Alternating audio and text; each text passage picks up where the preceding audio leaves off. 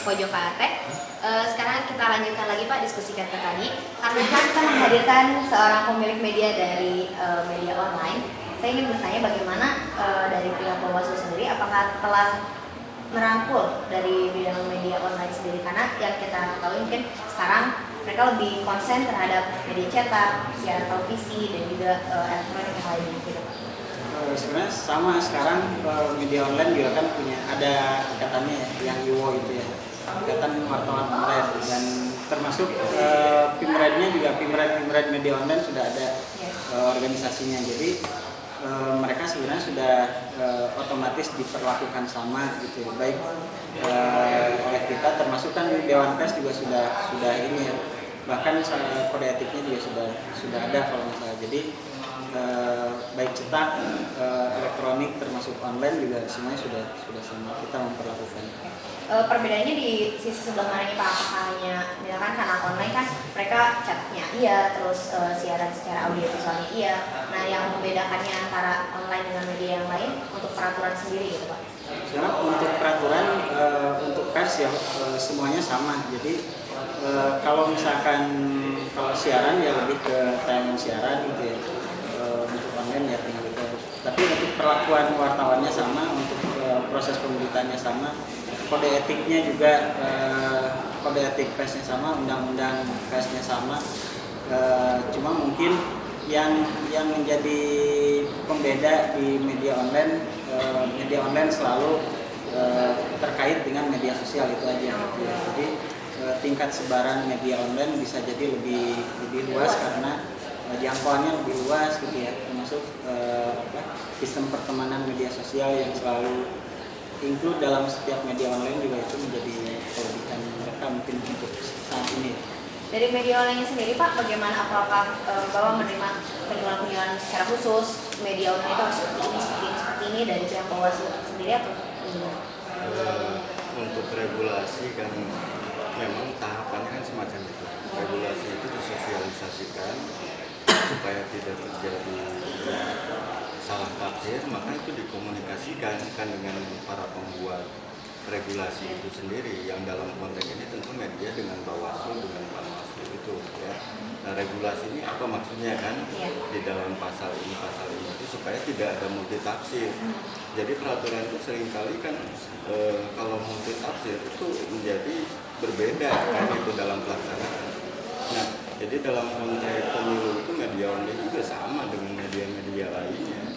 Jadi secara substansial media online itu juga harus profesional dan proporsional gitu, secara substansial ataupun secara dalam penayangan atau dalam publikasinya itu. Terus sejauh ini komunikasi pihak regulasi kepada media online sendiri apa telah berjalan dengan baik atau mungkin dirasakan kurang seperti itu Pak? Saya pikir masih kurang gitu ya. Kurang karena perkembangan regulasi itu selalu muncul ketika fenomena di lapangan itu selalu berkembang. Ketika regulasi muncul di lapangan terjadi, maka bagaimana ini sebenarnya posisinya? Sering kali muncul semacam itu. Maka sebenarnya dari pihak pemegang regulasi itu harus terus memantau perkembangan regulasi di kalangan masyarakat itu, termasuk media itu, karena multitafsir semacam sekarang belum masuk kepada masa kampanye, tetapi semua figur yang siap mencalonkan sudah muncul kan gitu. Nah itu kampanye atau bukan kan, definisi yang multitafsir. Saya pikir kalangan media tidak salah ketika memang KPU atau Bawaslu juga tidak bisa memberikan keputusan itu masuk wilayah kampanye atau bukan kan gitu. Mungkin itu menjadi PR bagi Bawaslu sendiri untuk bagaimana mengkomunikasikan lebih lanjut tentang peraturan-peraturan dan pelanggaran-pelanggarannya. Baik Pak, pertanyaan terakhir nih untuk dua narasumber kita ini. Saya ingin bertanyakan bagaimana pesan dari Bapak, pertama untuk penonton, bagaimana mereka harus bersikap ketika mereka mendapatkan terpaan media seperti ini, dan juga dari pihak Bawaslu.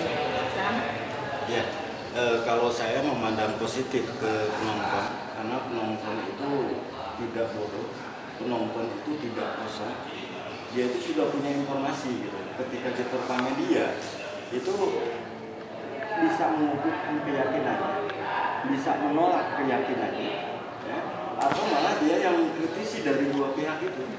Jadi bagi saya media itu akan difilter nanti oleh masyarakat tentang mana yang sebaiknya mereka pilih. Hanya tentu saya menyarankan untuk pemirsa, untuk pembaca, untuk peselancar di online juga mesti bersikap kritis terhadap informasi yang diberikan oleh media.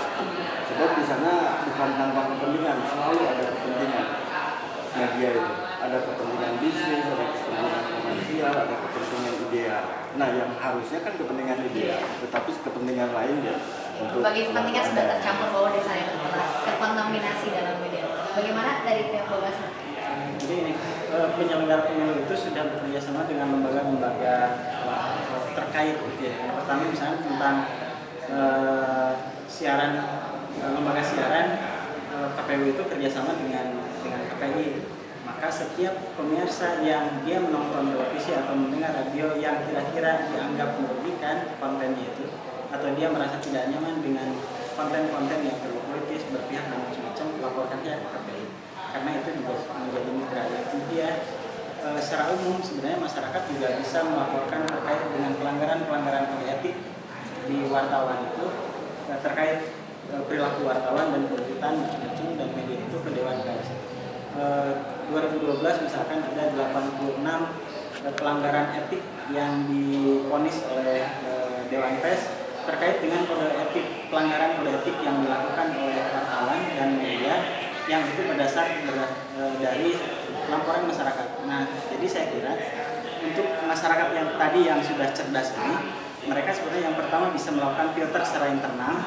Mereka mungkin tidak mudah terpengaruhi oleh konten-konten yang tidak baik.